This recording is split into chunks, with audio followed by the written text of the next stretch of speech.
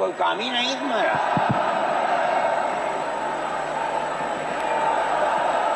بسم اللہ الرحمن الرحیم الحمد للہ نحمده ونستعینه ونستغفره ونؤمن به ونتوکل علیہ ونعوذ باللہ من شرور انفسنا ومن سیئات اعمالنا من يهده الله فلا مضل له ومن يضلله فلا هادي له ونشهد أن لا إله إلا الله وحده لا شريك له ونشهد أن سيدنا ومولانا محمدا عبده ورسوله أما بعد مسلم پرسنل لا بورڈ کے صدر محترم نائیڈو صاحب کے نائب صدر اور ہمارے مہدی صاحب، دوسرے حضرات جو یہاں بیٹھے ہوئے ہیں، اور یہ جمع غفیر لاکھوں آدمی جو آئے ہیں جمعیت علماء کی دعوت پر، میں جمعیت علماء کے ان ورکرز اور آئے ہوئے مہمانوں کا دل کی گہرائیوں سے شکریہ ادا کرتا ہوں۔ جن لوگوں نے جمعیت علماء ہند کی دعوت پر اپنے احباب کو جمع کیا اور اپنے خرچ سے جمعیت علماء کا ایک پیسہ کیا پھوٹی کوڑی بھی نہیں لگی، آپ ہی لوگ کروڑوں روپیہ خرچ کر کے اپنی بسوں کا خود ہی انتظام کر کے یہاں تشریف لائے دعوت پر اور آ کر بیٹھے۔ جمعیت علماء ہند کے خدام کے دل میں اس کی بڑی قدر ہے۔ اللہ آپ حضرات کو اس کا بہتر بدلہ عطا فرمائے۔ میرے محترم بزرگوں، آج ہی کا مسئلہ یہ نہیں ہے۔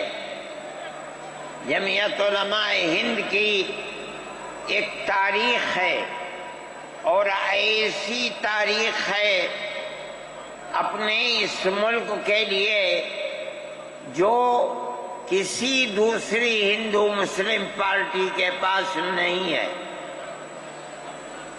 علماء نے اس ملک کی آزادی کے لیے اگر آپ ان کی تاریخ کو پڑھیں گے تو آپ کو اندازہ ہوگا کہ ان کی اس ملک کی آزادی کے لیے قربانیاں 150 سالہ قربانیاں ہیں۔ کوئی اس ملک کے اندر ہندو مسلم ایسی پارٹی نہیں ہے جس کی تاریخ ایسی قربانیوں کی تاریخ ہو۔ حضرت شاہ عبدالعزیز صاحب محدث دہلوی نے 1803 میں آواز بلند کی تھی کہ ہمارا ملک غلام ہو گیا، اس غلام ملک کو آزاد کرانا اس ملک میں بسنے والے ہر مسلمان اور ہر شخص کا فرض ہے۔ کوئی مائی کا لال نہیں تھا جو انگریز کی طاقت کے سامنے آزادی ملک کا نعرہ بلند کر سکتا۔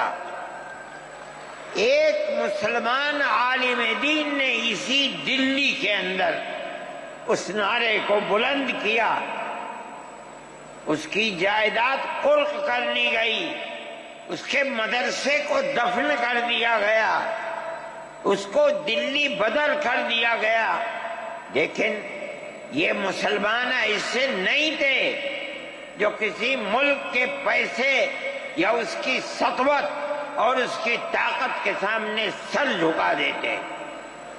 جو انہوں نے اپنا موقف اختیار کیا تھا پتھر کی چٹان کی طرح، اسی طرح اس موقف کے اوپر کھڑے رہے۔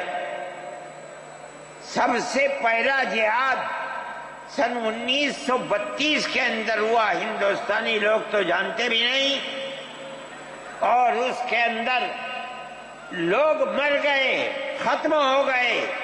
شاہ عبدالعزیز صاحب کے رشتے کے، ان کے قریب، ان کے اولاد میں شاہ اسماعیل شہید اور رائے بریلی کے شاہ احمد شہید، دونوں کے دونوں ختم ہو گئے، شہید ہو گئے بالا کوٹ کے میدان میں۔ لیکن پیچھے نہیں ہٹے۔ وہ لوگ جو بچ کر آئے تھے سن 1857 میں پھر جہاد کر لیا، اور اس کے اندر صرف اسی دلی کے اندر 33,000 مسلمان شہید کیے گئے، اور لال قلعے سے لے کر جامع مسجد تک درختوں کے اوپر ان کی لاشوں کو لٹکا دیا گیا۔ یہ مسلمان کی تاریخ ہے، علماء کی تاریخ ہے۔ بتائیں کون ہے جس کی زندگی کے اندر یہ تاریخ مل سکتی ہے؟ میں کہتا ہوں، لاکھوں آدمی کے سامنے کہتا ہوں، کوئی مائی کا لال ہے جس نے اس ملک کی اس طرح خدمت کی ہو جس طرح مسلمان علماء نے خدمت کی ہے؟ میرے بھائی، جمعیت علماء انہی مجاہدین کی بنائی ہوئی جماعت ہے۔ ہم تو ان کے جوتے سیدھے کرنے والے ہیں۔ ہمارا کیا کام ہے؟ ایک ہی کام ہے کہ انہوں نے جو جمعیت کی بنیاد کے اندر ہندو مسلم اتحاد اور ملک کے ہر بسنے والے کو ایک پیغام دیا تھا پیار و محبت کا، ہم اسی پیغام کو لیے بیٹھے ہوئے ہیں۔ ہمارا کام صرف اتنا ہے۔ دنیا توڑنا چاہتی ہے، حکومتیں برباد کرنا چاہتی ہیں، فرقہ پرست ذہنیت آگ لگانا چاہتی ہے، یہ نعرہ دینا چاہتی ہے کہ ہندو الگ، سکھ الگ، مسلمان الگ۔ ہم کہتے ہیں نہیں، ہندو مسلم سکھ عیسائی بھائی بھائی۔ یہ ہمارا پیغام نہیں ہے، ان بزرگوں کا پیغام ہے جنہوں نے پھانسیوں کے تختوں کو چوما، اپنے اس ملک کے لیے چوما ہے، اس کی آزادی کے لیے چوما ہے۔ اس ملک کے اندر یگانگت اتحاد جس کو آج آگ لگایا جا رہا ہے، ہمارے بزرگوں نے اسی اتحاد کے لیے اپنی قیمتی جانوں کو قربان کیا ہے، اور ان کا مقصد یہ تھا کہ ملک آزاد ہو جائے۔ حکومت ایسی بننی چاہیے جو حکومت سیکولر حکومت ہو، کسی کا حق نہ جائے۔ کانگریس اس لیے نہیں بنی تھی، یہ 1803 کی آواز ہے کہ ملک غلام ہو گیا، جہاد کرنا فرض ہے۔ کانگریس کا تو وجود بھی نہیں تھا۔ کانگریس تو 28 دسمبر 1985 کو بنی ہے، اور اس کا پہلا اجلاس بمبئی کے اندر ہوا ہے۔ آپ لوگ سمجھیں اس کو، کانگریس ملک کو آزاد کرانے کے لیے نہیں بنی تھی۔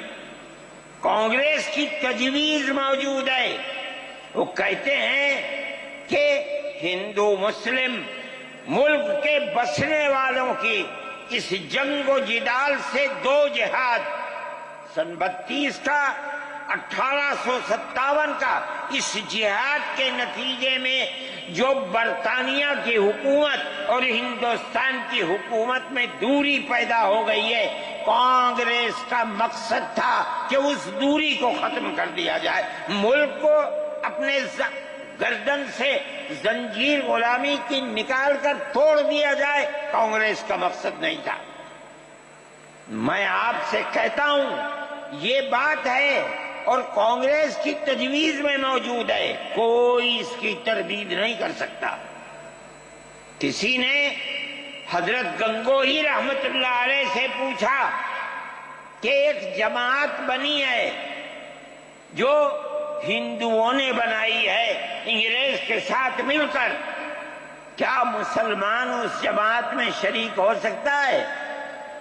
حضرت نے فتویٰ دیا اور یہ کہا کہ جس طرح اپنے کاروبار میں ہندو مسلمان شریک ہو سکتا ہے، اسی طرح اس پارٹی کے اندر بھی ہندو مسلمان شریک ہو سکتا ہے، بشرطے کہ دین کو کوئی نقصان نہ پہنچے۔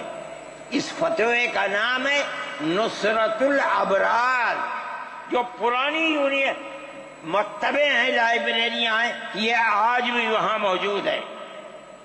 یہ صرف فتویٰ نہیں ہے، یہ اس لیے ہے کہ یہ اشارہ ہے کہ مسلمانوں کو کانگریس کے ساتھ شریک ہونا چاہیے اور کانگریس کے اس نظریے کو بدلنا چاہیے، کانگریس کے اندر مستقل غلامی کی زنجیر کو توڑنے کے لیے اور انگریز کے ساتھ جہاد کرنے کے لیے تیار کرنا چاہیے۔ مسلمان جوق در جوق اس کے اندر شریک ہوئے، کانگریس کے اس نظریے کو بدل دیا اور کانگریس کو ملک کی آزادی کے لیے کھڑا کر دیا۔ یہ مسلمان کا، علماء کا، جمعیت علماء کا کردار ہے۔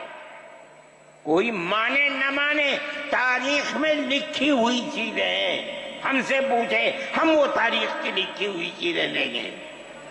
ہماری تاریخ کو مٹا دیا گیا۔ وہ طبقہ جو آج ملک کے اندر اسلام اور مسلمانوں کو دفن کرنا چاہتا ہے، وہ ہماری تاریخ کو دفن کرنے کے اندر کامیاب ہو گیا، مگر ہم کہتے ہیں یہ ہماری تاریخ ہے۔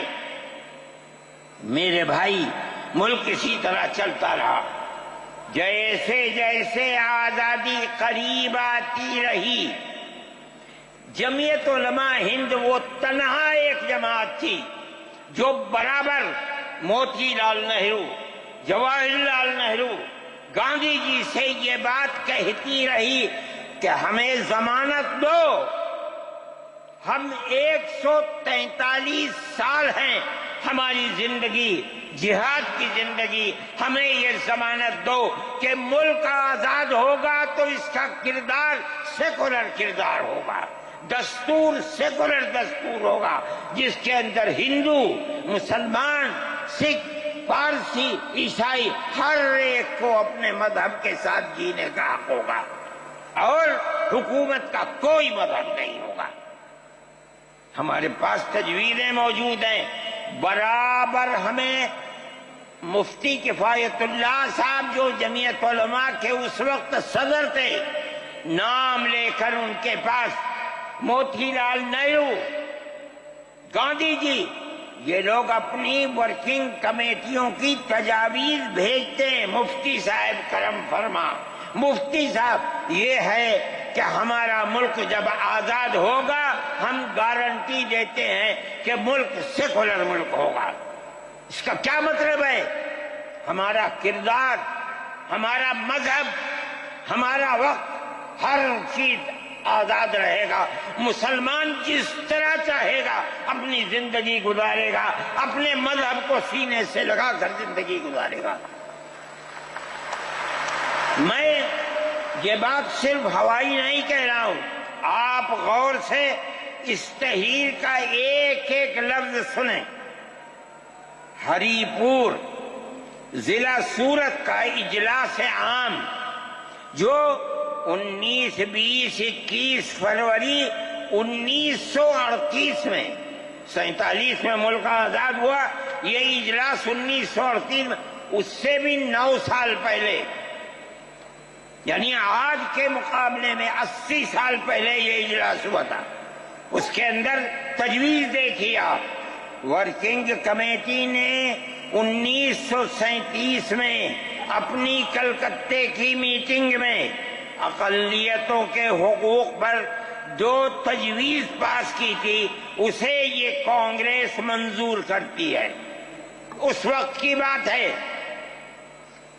اور نئے سرے سے اعلان کرتی ہے کہ ہندوستان کی اقلیتوں کے تمدنی، مذہبی اور لسانی حقوق کی حفاظت کرنا کانگریس کا پہلا فرض اور بنیادی پالیسی ہے، تاکہ حکومت کی کسی بھی ایسی اسکیم میں جس میں کانگریس شریک ہو، اقلیتوں کو ترقی اور نشو و نما کا زیادہ سے زیادہ موقع مل سکے۔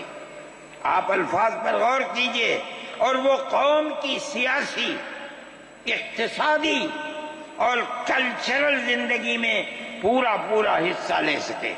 اس کے بعد اس بنیاد پر مسلمانوں کو مطمئن رہنا چاہیے کہ آزاد ہندوستان کی حکومت میں ان کا مذہب، مذہبی فرائض، اذان، نماز، جمعہ، عید، روزہ، حج، زکوٰۃ، مذہبی تبلیغ، مساجد، مقابر، قربانی، مذہبی جلوس، مذہبی جلسے وغیرہ جملہ مذہبی رسوم اور مذہبی ادارے محفوظ ہوں گے، اور اسی طرح ان کی تہذیب و تمدن، ان کے تعلیمی ادارے، خانقاہیں، امام باڑے، عیدگاہیں، تکیے،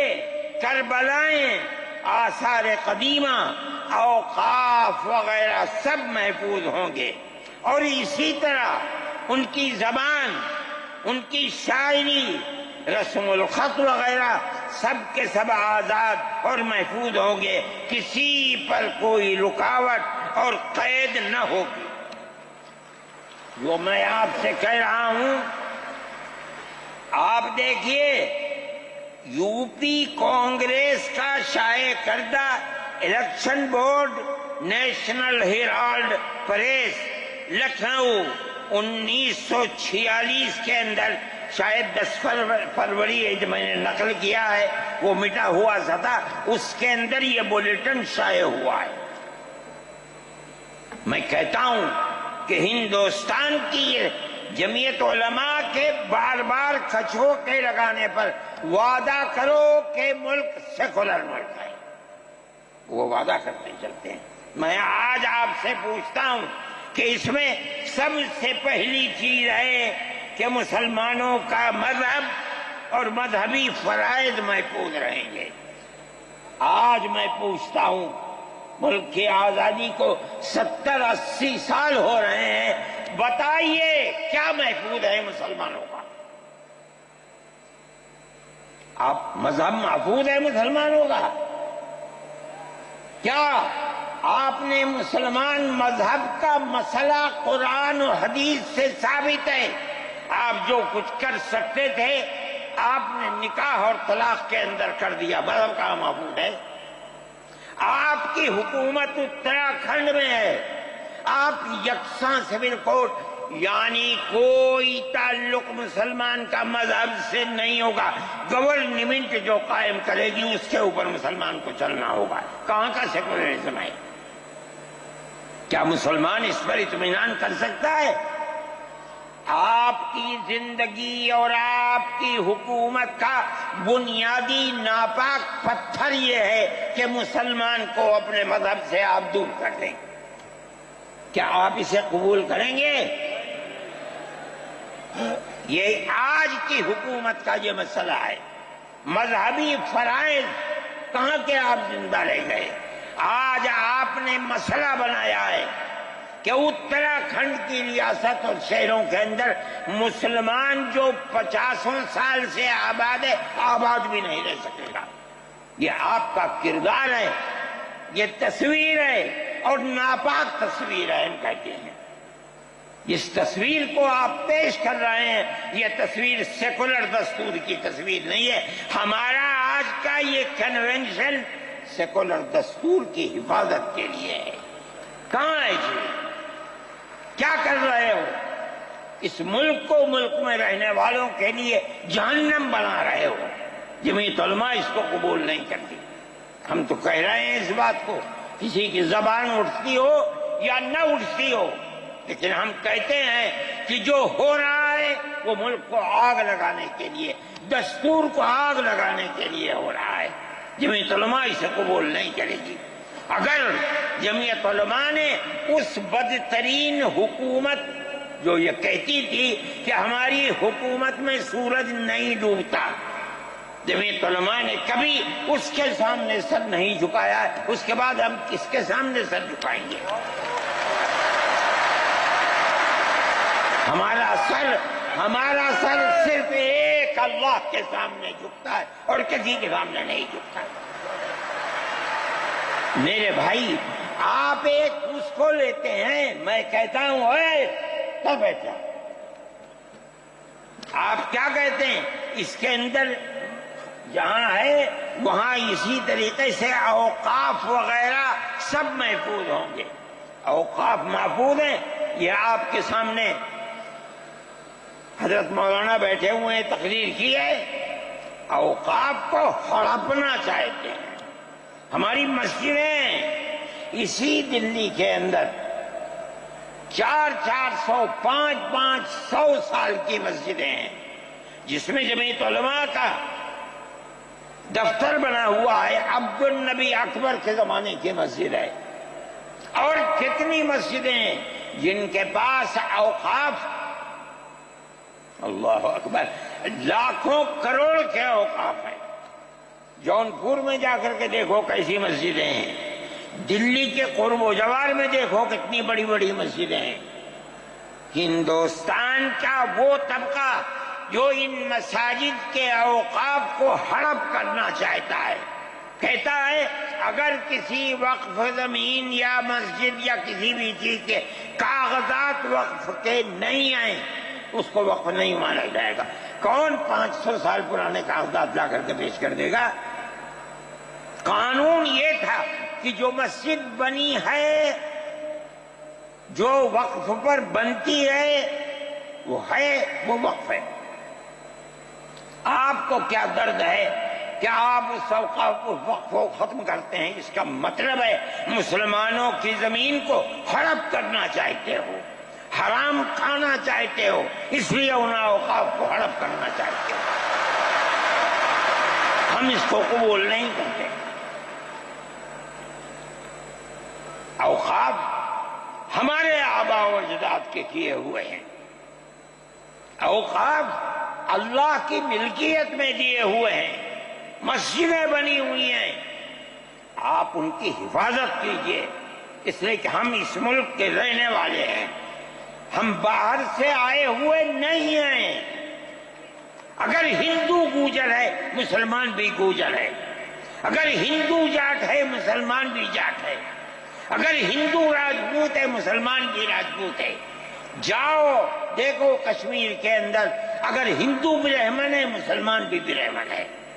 ہم اسی ملک کے رہنے والے ہیں۔ کسی کو اچھا لگا یہ مذہب وہ اس مذہب میں چلا گیا، کسی کو یہ مذہب اچھا لگا وہ اس مذہب میں چلا گیا۔ کیا مذہب کی بنیاد پر اس ملک کے اندر آپ ہمیں جینے کا حق نہیں دیں گے؟ ہم اپنے جینے کا حق کو لیں گے۔ آپ نے جس سیاست کو اختیار کیا، آپ 2 الیکشن پہلے دیکھیے کس قوت کے ساتھ بی جے پی آئی تھی۔ آپ نے جس پالیسی کو اختیار کیا، سیکولرزم کو آگ لگانی چاہیے، اس کا نتیجہ اس الیکشن میں کیا ہوا؟ بی جے پی ہار گئی۔ میں کہتا ہوں کہ اگر چندرا بابو نائیڈو کی بیساکھی نہ ہوتی، اور ادھر نتیش کمار کی بیساکھی نہ ہوتی تو بی جے پی گورنمنٹ نہیں بنا سکتی تھی. کیوں ہوا؟ وہ جو 14 سال پہلے